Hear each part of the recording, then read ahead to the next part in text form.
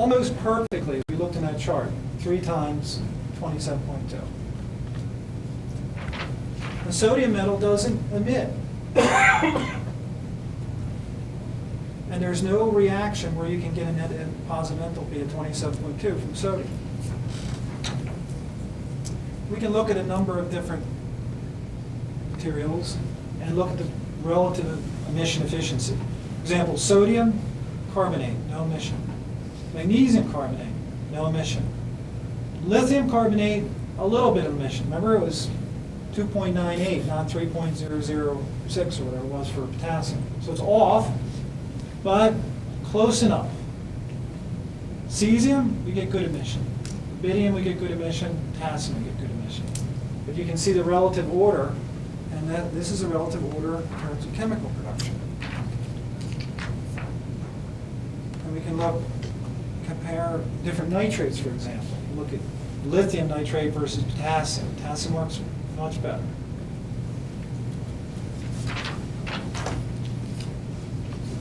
We have strontium emit, and we're going to talk about some strontium compounds. Dr. He's going to talk about some very interesting strontium compounds, and Malahan Nahani is going to also. Here's the reaction for strontium. Strontium has some extremely interesting features. We'll cover some of them here. And then you'll have to come to our next lecture to hear the rest of it. It's a very interesting story unfolding. Praseodymium. Now, neodymium, it turns out it emitted about 3,000 counts.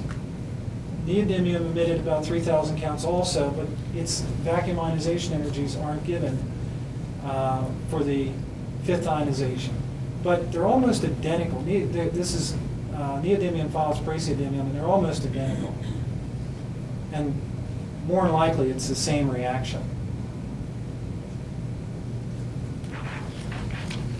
Okay, we saw very strong emission from sodium ion, sodium nitrate, no emission from sodium carbonate, no emission from sodium metal. Here's a reaction of sodium ion. Turns out if you lose 3 electrons from sodium ion, that's almost perfectly 8 times 27.2. So then, if this is true, if sodium ion works, then non-volatile sodium, like sodium carbonate, wouldn't work. In fact, it doesn't. Sodium nitrate is volatile. Sodium carbonate is not volatile. And sodium metal, there's no reaction exists that'll give you a multiple of 27.2. Last but not least, the only other thing that emitted that wasn't in a table, of course, sodium ion wasn't. Well, it was in the table. I had it. It wasn't an element. Let's put that way. It's sodium ion, rubidium ion are there. Praseodymium is there. I'm just showing you the reaction. Strontium was certainly there. This is a reaction. We found that lanthanum emitted. And if you take lanthanum metal and you look for any multiple of 27.21, it can't be found. Lanthanum cannot give a net enthalpy of 27.2. Lanthanum metal. Turns out lanthanum metal doesn't emit. Turns out that lanthanum nitrate doesn't emit either. It's only lanthanum carbonate. And for this particular reaction, you need 2 lanthanums in a 3+ state. And if you have a reaction where one of the lanthanums goes to 5 and the other goes to 1, that's perfectly 3 times 27.2. Only the carbonate works, the nitrate doesn't work, and the metal doesn't work.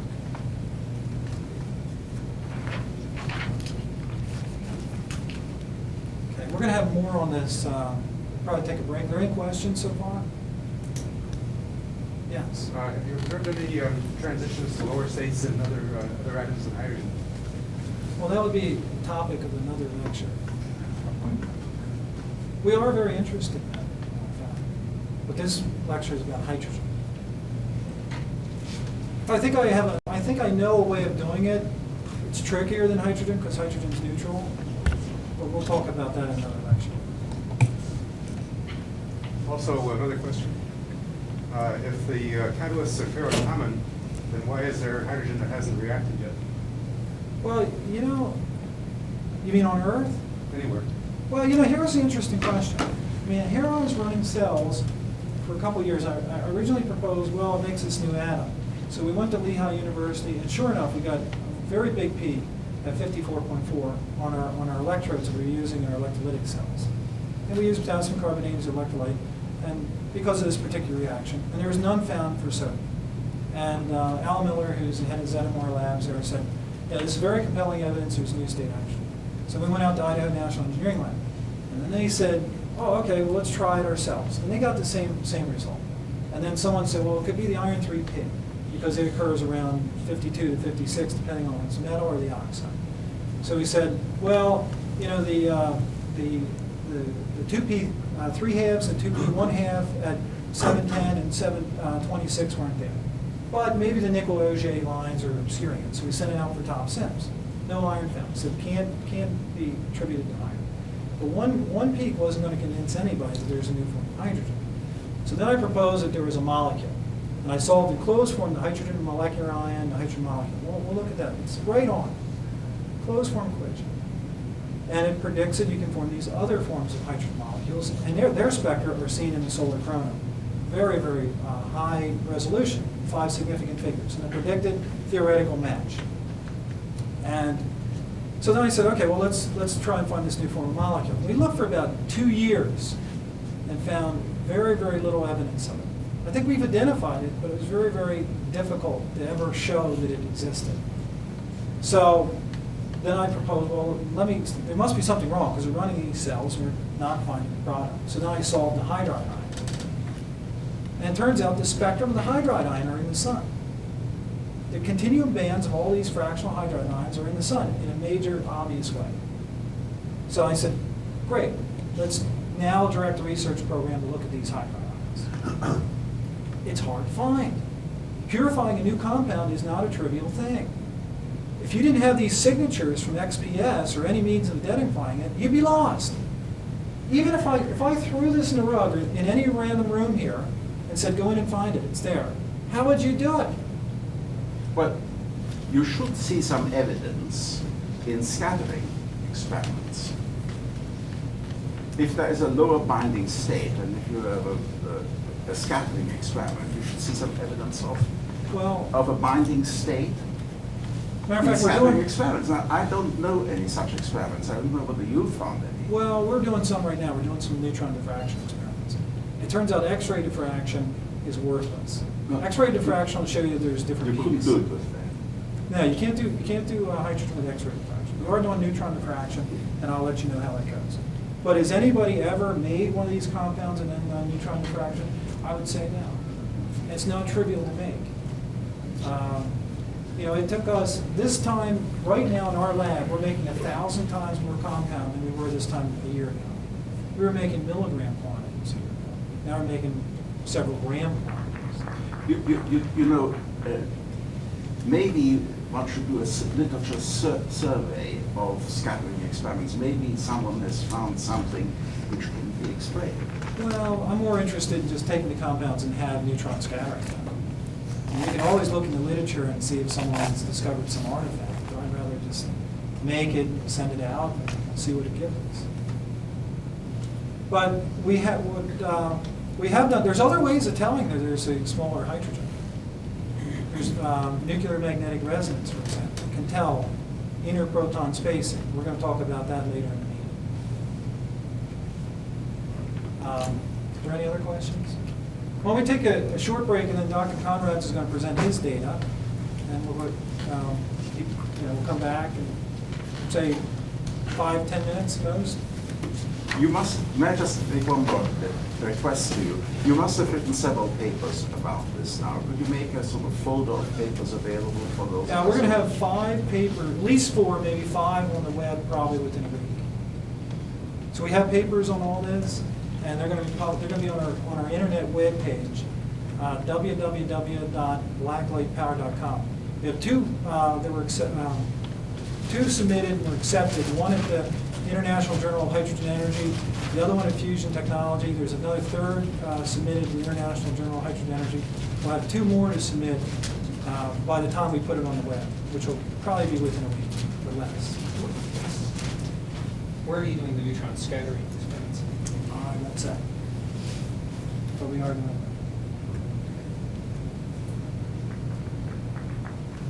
Okay, well, just adjourn for a second. Germany. He's the director and chairman of the board of the Institut Meter Plasma Physik, known as IMP, which is one of the top plasma physics labs in the world. And it was also, as Dr. Conrads has told me, the institute where Mai and Stark, two German Nobel laureates, were director at one point, and he had the honor of taking their chair and serving continuation of their legacy. So I invite him to talk to you about extreme ultraviolet emission from the gas cell coated with certain chemical catalysts. Thank you, Randy. Ladies and gentlemen, Randy asked me to look into his cells. We are experienced over many decades in measuring all kinds of light emission and spectrum, in particular hydrogen emission from classical gas discharges, so from electrically driven gas discharges. So it was for us not such a difficult thing to have a look at what these cells are doing. A few young people worked with me, Dr. Goetz, Dr. Lange, and Dr. Pui from Tsinghua in Beijing.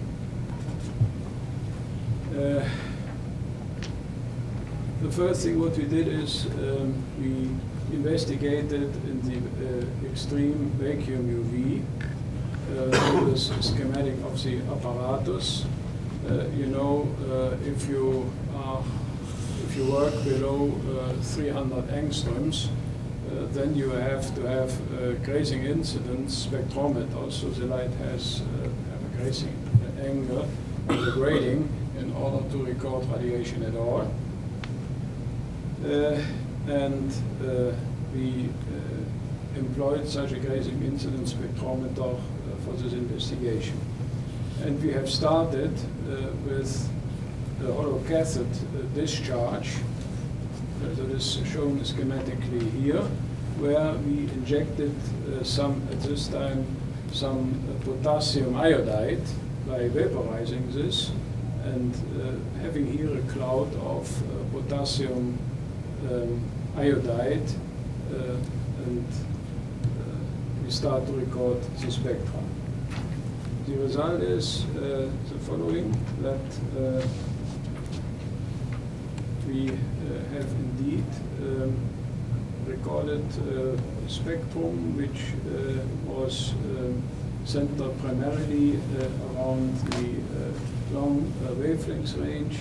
So number 12 is, for example, Lyman alpha, and also could see a lot of other lines, and what we have recorded here is summarized in this table, and here is the emission of Lyman alpha, and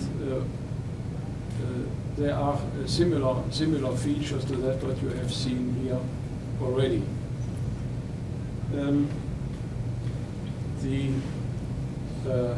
To record spectra in this range is nothing surprising, because the holocathode discharge is used for work in the vacuum UV spectroscopy. So what you see here is the result of an electrically driven discharge. Then we took a cell similar to the one you has shown to you, and what we did is here, there is a schematic of the cell. You see a quartz tube, then here a heater, a mesh, and we did two sorts of experiments. We made some side-on observation and some end-on observation. However, for these end-on observations, we modified the setup in comparison to use picture. because we had set the free entrance to the vacuum UV spectrometer off axis so that we really could view in between the heater and the titanium mesh. The preparation of the cell was for everything I'm now telling the same way as Blacklight Power asked us to do. That was something which potassium carbonate and hydrogen peroxide. The spectrum we have recorded in the vacuum UV was of the same kind you have seen, that was primarily Lyman alpha and some hydrogen molecules lines beside it. And then the next thing is the question was, is this what we see on Lyman alpha, and as you see a moment on the Palmer series, is this something coming from an electrical discharge, or is it something different? Because if you have worked like myself all my life in plasma physics, you are extremely skeptical what may happen, and of course if you introduce some electrical power for the heater, you still have something like 60 volts somewhere across one wire to the other, and as a skeptical person you think, my God, maybe some of the excitations is taking place there. So what we did is we observed side on, and that is, you have heard that these emissions takes some time to take place. In our cells, typically 10 minutes, you have to wait. You see a nice reddish glow of the heater, but no particular interesting light emission. And after 10 minutes, the whole thing turns bluish. You see a bluish light, and that bluish light is lasting for something like 3/4 of an hour to an hour, so you can have a comfortable role to examine all of this. You have to be not in a hurry, like in ordinary plasmas, it lasts very long. And then it's fading off. So the spectrum in the visible for the first 10 minutes looks like this. And in particular here, around 650 angstroms, you see barely nothing. Of course, the scale of the next picture is changed. The scale is something like here. So it is not that all of a sudden our rich spectrum is shooting up, but the point of interest is H alpha, H beta. For sure, these lines are not there, and they are generated after 10 minutes. So the obvious thing to do was simply to cut off the heater and simply observe what emission of H alpha do you have. For that, of course, you have to make sure that you are really centered on Lyman alpha, that you are with the emission, you are recording way above the background. And for that purpose, we use an old method by having a very narrow interference filter, which is tuned on H alpha, in order to have as much light as possible from this H alpha emission, Lyman alpha, Palmer alpha emission, always Palmer. So the result, and that is already one of the key things here of my talk, is the following. You see that is, we have a photomultiplier behind the interference filter on a stack of gray filters, and you have a negative signal, and at a particular time you turn off the heater current. The heater current is decaying very rapidly. We measured this with a time constant of 2 milliseconds. And that is basically determined. We have an old, a very normal switch, and that is one could do this faster, but 2 milliseconds. This is a timer constant. And what you see here is that we still have Lyman alpha emission over time of something, Palmar alpha emission over a time of 1.5 to 2 seconds. And those of you who are familiar with the atomic physics of hydrogen know that the transition probability and the time constant for these transitions of the Lyman series and the Palmer series are extremely short, and you are decaying off within the sub-microsecond range. Everybody who has driven ever a hydrogen discharge driven electrically has observed this. So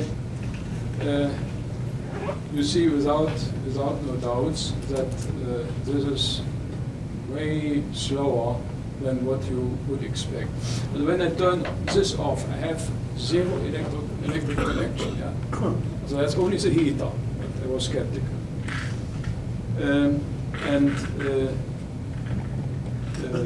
Then you ask yourself, what is determining this time constant? And you measured then the time constant of the heater, the radiation, and this heater radiates quite a bit in the spectral range as well. However, Lyman alpha is way above this radiation, so you have recorded in a broader band with a spectrometer the heater radiation, and that is the time constant of the heater. The heat is decaying off with the same time constant. And this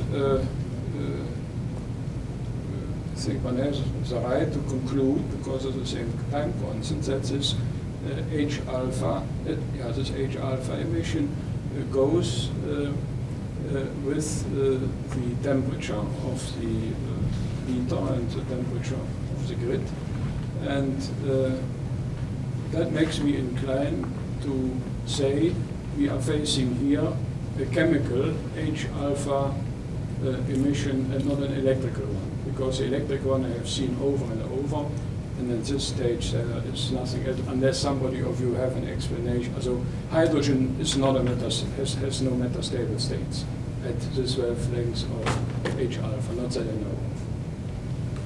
Then of course one is tempted to turn the current on again, and that is how it looks. Here is the current of the heater, only of the heater is turned off. You see this is now another time scale, it's now 50 seconds, a longer time scale. So the radiation is decaying off, and you hear this turned on, and then with a time constant of typically 10 seconds, the H alpha emission is coming back. Then, of course, we did for this with sodium carbonate, and here you see the results. And to this particular line with some higher resolution, there are only a few lines emitted. That is at a time after 30 minutes, when usually you have the cell working very well. So that is this line resolved. But the most important point is that at the position of H alpha, you have no emission, a very, very clean spectrum, and at the emission of H beta, you neither have any emission. So that is, everything was identical. Same cell, prepared by us the same way, but sodium carbonate instead of potassium carbonate. And that concludes what you have heard here over and over, that evidently in this case potassium is something special, and that these cells is emitting radiation which requires this famous 13 and something EV to be excited.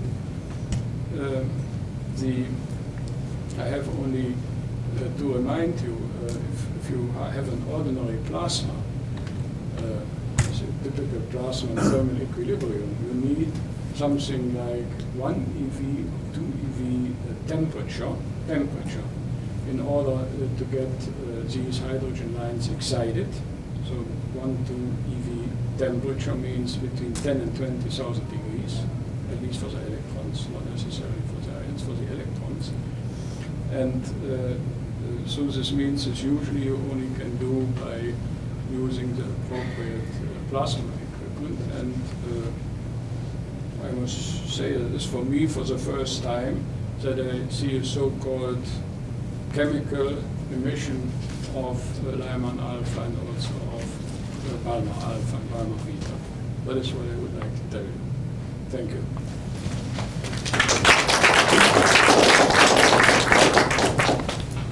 Well, I'm happy to answer questions if you have questions.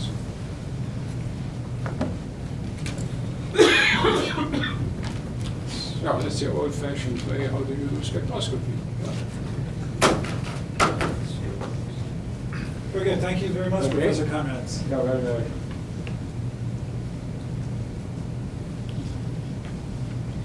Okay, so we have a plasma with no input power.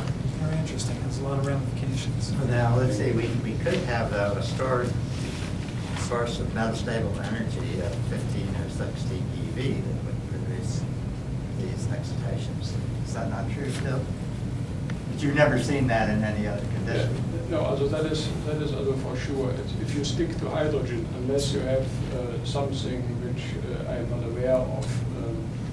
Also if you have a hydrogen gas, the transition probabilities are that high that you can modulate such an electrically driven discharge in a megahertz and 10 megahertz range, and the emission of the lines are following this frequency. So that is very rapid.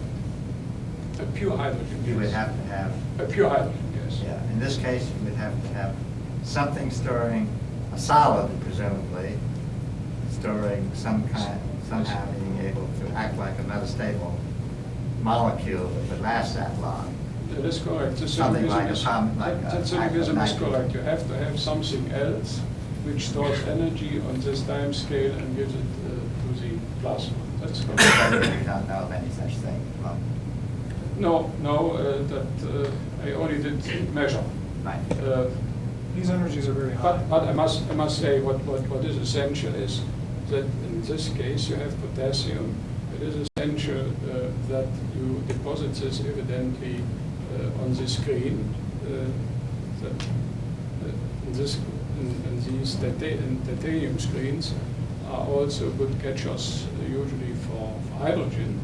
So you create on this screen an environment where these three-body collisions that Dr. Mills was talking about can take place. I have to draw to your attention to the fact in a normal electrically driven plasma, three-body collisions are relatively rare.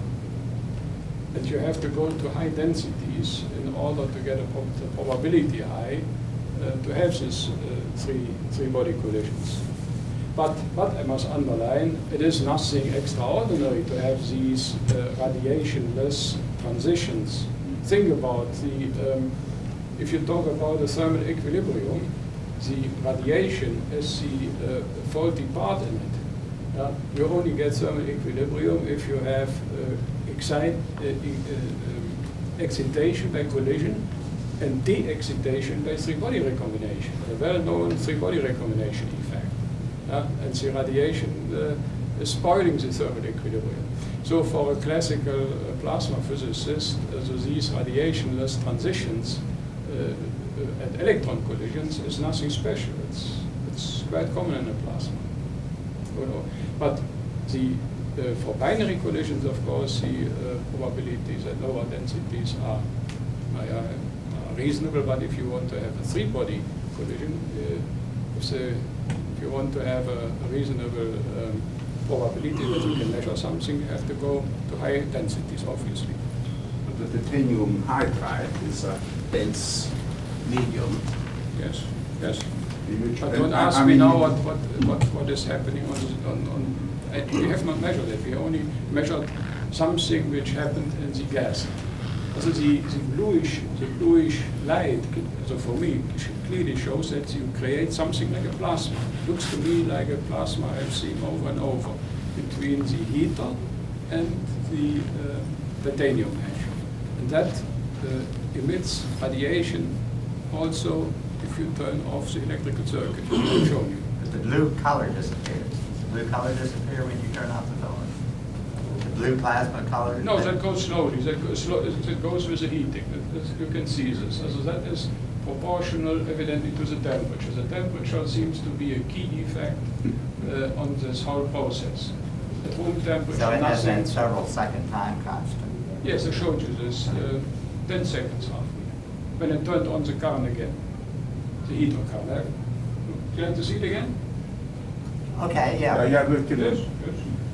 What's the reason for using titanium to produce this atomic hydrogen? Yeah. It's an easy way. And we use nickel also. In terms of our EUV experiments, the nickel and titanium are equal. So I would be not surprised if you would use niobium. That's also a metal where you, a high temperature metal. Here that is. Okay, and what about the color to the eye during this recovery? That is not a big change. It's a color knot, but in the In that intensity. 3 second, that short period of time? Well, it's 10 seconds, so it's usually not that. So here that is in the color not a big change, but in the intensity is a big change. It's getting bright. But when I say bright, I want not to mislead you. That is nothing compared to a mercury lamp or so. Right, It's right, not. right. You can watch it with your eye without damaging. But it is a nice light. Not a dim light. It's, what should I say, as you have it in a low pressure gas discharge. Yeah. Something like this. Is there a potential difference between, is the titanium run at the same potential as one end of the filament? Or is Yeah, that is, dear colleague, exactly why we made this. When he did this before, we thought, yes, there might be a potential difference. And of course, there's a difference of something like 60 volts under these circumstances. From one end to the other. And in order to eliminate this, we cut the heater off. So there was. I understand it. Okay. Which part is positive? Is the titanium positive or The negative? titanium relative? is on the floating potential. In our experiment, titanium is a. No, it's not connected to No, either. no, it's on a floating potential. Floating potential, That's that's right. simply a mesh, Right. and then inside the mesh, the heater is stuck. Right. But nevertheless, I was skeptical, and the heater I cut off. Right, okay, I got Huh? you. Okay.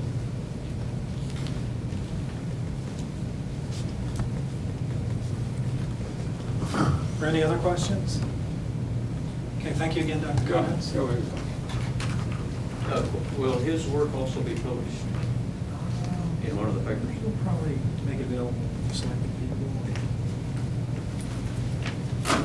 I can make a small write-up if you like, yes. You will handle this? Yes. I make the write-up and you distribute it. Put it on the internet. On your page. Thank you. Okay, one of the things that's very interesting is having this phenomena. We could either run a reactor blind, they set up the reagents of what we're trying to make, and guess that we have the right conditions. Or we could monitor in real time, as we could look at the plasma with fiber optic cable and change the conditions such that we get a very high rate of reaction, and we monitor that in real time. And that has a lot of implications if you're going to do any type of commercial synthesis or any type of commercial power generation, that you have real-time monitoring. So Nelson Greening engineered a system that permits you to view the emission fiber optically from a cell that is maintained at a constant temperature, and the types of reactors that would be used in would be a cell that has, it's isothermal, that you can control temperature very carefully. that you could introduce catalyst by having it at a lower temperature than the operating temperature of the cell, so you can control the temperature in the cell, vapor pressure in the cell by controlling the temperature of the catalyst reservoir. And then you could also independently control the pressure of the hydrogen fuel or reactant in the case of chemical synthesis. And he's also taken the catalyst potassium metal and compared it with sodium metal and found some very interesting characteristics about the behavior of power inputs to observe this extreme ultraviolet light, and also that is this blue emission, in this case, to the fiber optic cable. So he's looking at Balmer lines, and because of the alignment will be attenuated by the cable. And he also was able to look at conditions at which this effect occurs. And it gives you a lot of insight into reaction parameters to get the effect.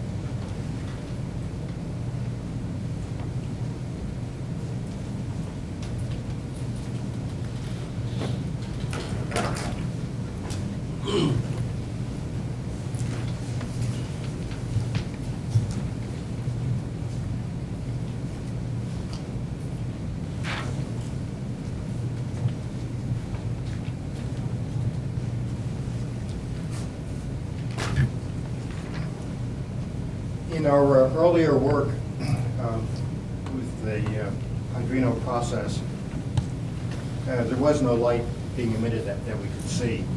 And we had an experimental cell that was made out of quartz, and it was set up primarily as a calorimeter to see, so we can measure heat. And it ran for quite a long time. And the original person who worked on it had to leave the company. He was going back to school. And a second person moved in, and the Jin Dong, Dr. Jin Dong was working on it for a relatively short time. And he noticed that there was light coming out of the cell. The reason the previous workers had not noticed it, there was quite a bit of insulation around the side, and only the top was exposed. And when you normally work in a lighted room, it's very difficult to climb up on the table and look down into the cell. And once we discovered the light, it became very interesting. And at that time, with the light, Ying did a lot of experiments, and Randy was able to predict which of the experiments was going to produce light and which didn't, and he was very successful. It was 100% success in predicting which ones could predict and which ones would give off light and which ones did not. In the original experiment, where we first discovered it, and also some of the follow-on experiments, we had a very simple way of, or a very special way of heating the filament. The function of the filament at that time was to provide heat for the cell, and it normally was driven from a constant power type of power supply, so that if we could measure temperatures on the cell, and if we saw any power generated on the inside, we knew that change in power had to be coming from something else. And this particular constant power supply made it difficult to study the plasma. What it looked like what was probably happening was that there was a electrical conductivity from one end of the filament to the other end of the filament.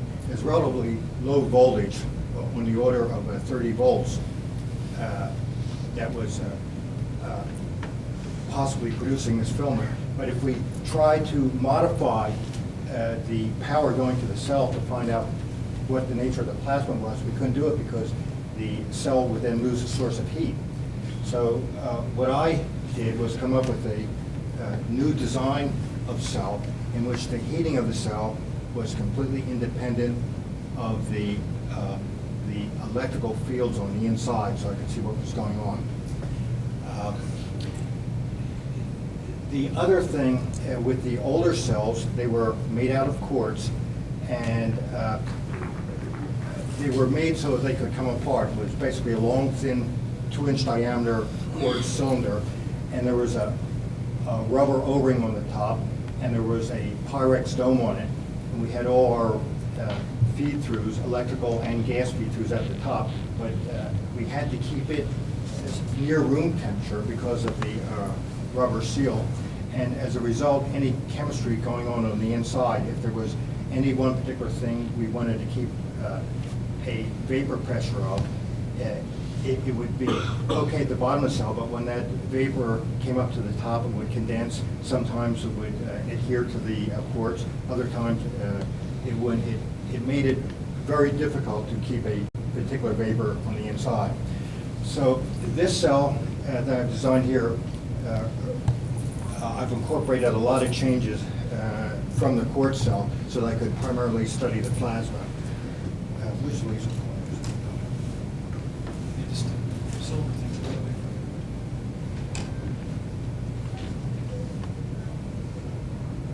Oh, okay, I see, okay.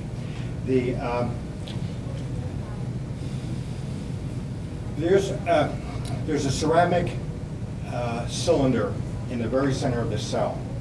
And wrapped about that cylinder is a spiral tungsten wire.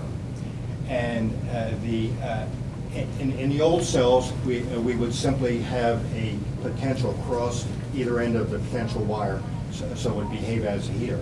But in this new design of cell, the top end of the wire is completely, is not attached to anything. At the bottom end of the cell, right in here, the wire is attached to a metal rod. The metal rod is completely surrounded with a long, thin ceramic tube. And that ceramic tube goes all the way up out of the cell into the where there's a room temperature area. The cell is generally vacuum tight. It's surrounded with heater elements. The cell's made out of stainless steel. It's surrounded with heater elements and then insulation. And everything is vacuum tight. In order to see the plasma on the inside, what I did, I rigged up a quartz tube, which is right here. There's a ceramic disc, which is larger than the filament support, both at the top and at the bottom. And wrapped around that ceramic disc is a titanium screen. It's simply held on with a stainless steel wire at the top and at the bottom. And then there's a wire which goes from the screen to a bolt at the flange at the top. Now, the reason I did it that way was I wanted to make the field very simple. In the old cell, the field was very complicated. There was a potential at the filament at the top, and then you could have some ion conductivity to the titanium screen at the top. The electrons could pass through the screen down to the bottom. Then you could have some more ion conductivity at the gas at the bottom. And there was a field gradient going from the top. It'd be out one direction at the top, it'd be almost zero in the middle, and it would be the opposite direction at the bottom. So there was a continuum of field strength throughout the cell in the original design. I wanted to design a cell in which I could simply by controlling the voltage, I could have a relatively fixed field strength. I'm not, the only way I could have done that was to make a flat plate, but the second best way to do it and keep it compact was simply to have a cylinder inside of a cylinder. So that's the arrangement that I use there. The other thing, the quartz tube, what I do, I have a quartz rod running from the top cold part of the cell down. It penetrates through the ceramic disc at the top, through a hole, and it looks right into the area of the plasma. And any light that is emitted from the plasma enters into the bottom flat part of the tube, and it bounces pretty much like a fiber optic from total internal reflectance till it goes up to the top. And at the top right now, I'm simply using my eye and looking in there to see is there plasma there or not. Later on, I'm going to have a photocell and some filters or possibly a spectrometer at the top. The titanium, the purpose of the titanium screen on the outside is to produce atomic hydrogen, which is one of the ingredients needed for the atomic reaction. The whole cell, during a typical run, we find out that there's certain conditions that favor this reaction. And what, for the potassium system, these conditions are a temperature of around 650 degrees centigrade. And in this particular case, the whole cell is at that temperature. And the other conditions are the vapor pressure on the inside. And we have a tube going to the outside, there's a vacuum pump, there's a source of hydrogen on it. And we can control the total pressure by either bleeding in a little bit of hydrogen or not. Now, the way we normally get potassium into this type of cell, the simplest and easiest way to either get potassium or sodium on inside the cell is to coat the screen with the carbonate. And usually what we do, we take a supersaturated solution of a water solution, depending upon whether it's either sodium carbonate or potassium carbonate, and we spray it onto the screen, and we have a hot air dryer, and we dry it so there's a thin white film of material on the outside screen. Then when we we take the whole apparatus, we evacuate it, we put it inside the oven, and we leave the vacuum pump on so the pressure gets down to this 10 or 20 millitorr region. At that time, we bring the temperature up, and when we bring the temperature up, what happens? The carbonate starts to break down. Now, and especially there is atomic hydrogen formed on the screen, and the metal gets the metal carbonate gets reduced. You get some hydroxide, you get some CO2, and in these particular runs that I've used, I've always kept the cell sealed during the heating process, and I would end up with moderately high pressures on it.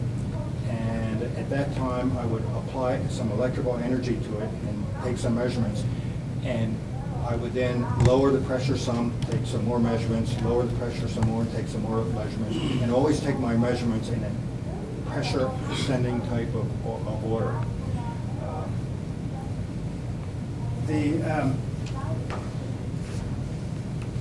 And next slide is going to show you how I drove the cell electrically.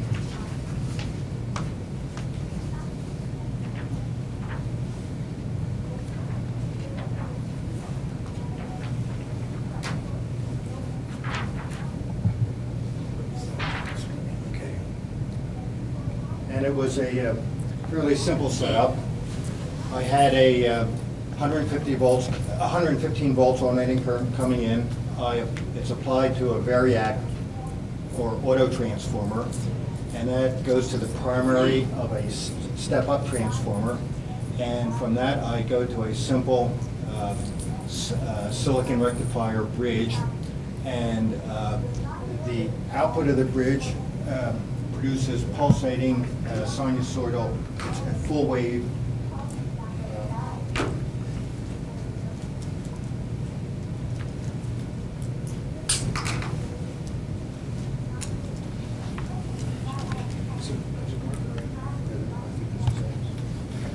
So it's a sinusoidal wave going into the bridge, and it's just simply rectified like this coming out of it.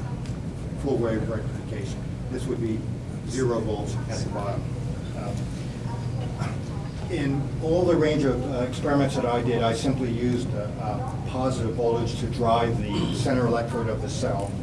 And I'd like to say in some of the earlier experiments, we did reverse the polarity, but did not seem to see any significant effect when we reversed the polarity in the cell. But I haven't done it in these particular studies. Later on, I'll probably do that.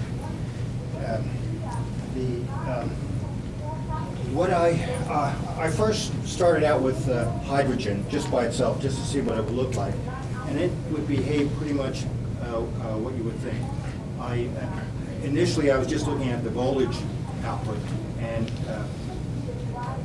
this is time along this axis.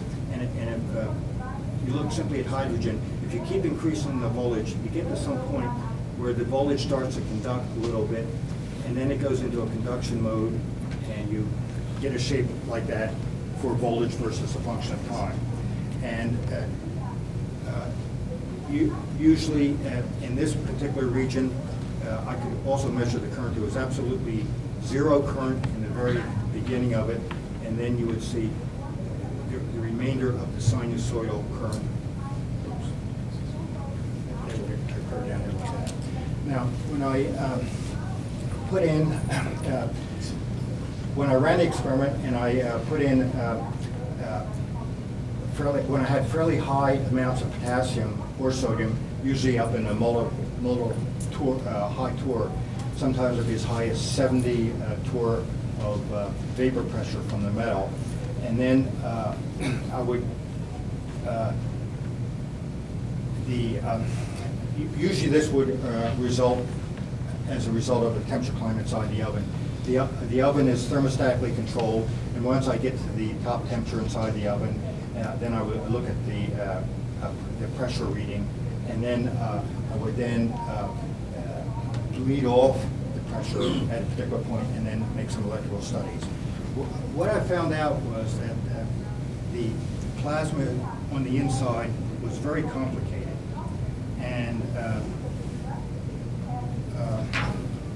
what happened is initially if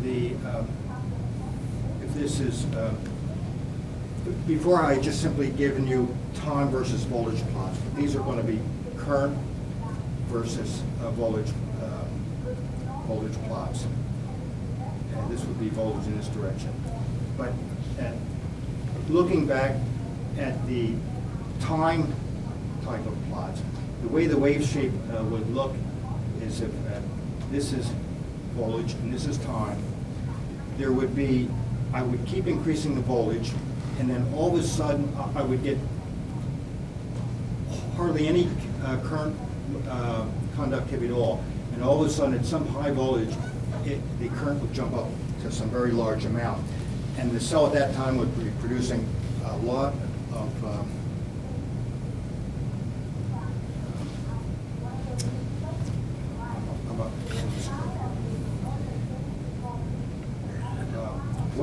what it would look like from a time standpoint would be the voltage would climb up sinusoidally, and then it would go into a conduction mode, and then it would sort of stay that way for the end of the cycle, and then it would come out. And even though I had relatively high voltages applied, this voltage here would be on the order of 200 volts. And this happened for both potassium and sodium. And then later on, if I didn't adjust the power, it would jump from this mode into a entirely different mode in which the wave shape would look like this, where it had two peaks on it. And in the what I concluded was that in the voltage current plot, you would get something that kind of look like this when you're going in one way, there's a positive slope there, and when you're coming down off the cycle, you go this way, and then when you get into real high currents, it goes up, comes down, and the voltage, even at the high currents, turned out to be very, very low. But this only happened at high pressures for potassium and sodium. So why don't you just summarize the low pressure results? Yeah, that's what I'm. We're not doing plasma physics. Okay. Lecture here. So that, after I had spent a moderate time on that, I realized that these pressures that I was looking at was somewhat removed from the areas where I was getting conduct. The light was being, the other experiments were being done. So what I did, I went to this, I stuck just to the conditions that we use when we see light, and I examined first potassium by itself, and I adjusted the parameters so I could put the least amount of electrical excitation into it and get visible light out of it. Then I went to the sodium system, and I did the same thing. I adjusted the parameters so that they were as low as possible, and got light out of that. And then I repeated it 3 times. In other words, I did a batch with potassium 3 times, and then then I did 3 separate batches with sodium 3 times, and I got these results.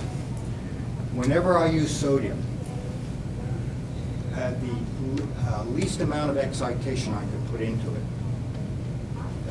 was on the order of 250 volts, and at that time it was drawing around 200 mils of power, and the power in the plasma was 50 watts. Power in any other way, or try to lower the pressure or vary the pressure, I couldn't get it to produce a plasma light at any less conditions than that. When I went to potassium and did the same thing, I could get it to produce a plasma as low as 20 volts and 32 and 1.6 mils of current. And I moved the conditions slightly back and forth, and that was the lowest amount of power I could do for plasma, for potassium, and get the power out. And in these particular regions, we're away from all the complexity of the multiple conduction modes. It's simply into a linear type of mode. It looks almost like it's a metal. If I increase the voltage, I get an increase of current. And the significant thing is that it takes about 12.5 times the voltage to excite sodium, so it produces light under these conditions, than it does for potassium. It takes about 125 times the current to excite sodium than potassium. And if you figure that out on a power basis, it works over 1,500 times. So when I first started this study, I thought, well, what's a big deal about getting light from the cell? If you take any cell and you put enough electrical power in it, sure, you're going to get light out of it. But when you examine it closer and find out, it takes roughly 1,500 times more electrical power to get the sodium environment under the same conditions to give off light than it does in the potassium. And so the question is, where is this power coming from? And the most likely explanation is from the hydrino. It's coming right from the hydrino process. When the electrical drive is low, then the hydrino process somehow supplies that energy to give it light. Okay, got one more question. Okay. You gotta tell them the conditions. Okay. Well, the conditions were, the temperature condition was 650 degrees, and the pressure range for this is around between 400 millitorr and sometimes as high as 2 torrs, but usually in the higher pressure it doesn't work. It's in within that range. Okay, thank you very much. Any questions or? What's the mechanism by which titanium produces The actual, There's a lot of literature about that. yeah, it's, titanium's not the only one, and nickel does it, and pretty much, there are a lot of metals that do it. Titanium happens to be one of the better ones. And we've done some